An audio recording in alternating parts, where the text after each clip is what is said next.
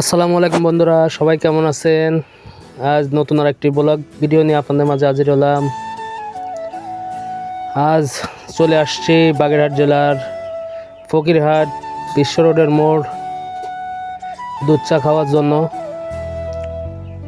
সে বাগেরহাটের বিখ্যাত দুধ চা তৈরি করে এই ফকিরহাটের বিশ্ব রোডের মোড়ে। দেখতেও যেমন সুন্দর লাগে, খেতেও তেমন সুস্বাদু। অনেকটা সর দিয়ে এই মালাই চা তৈরি করে। এখানে অনেকগুলো দোকান আছে।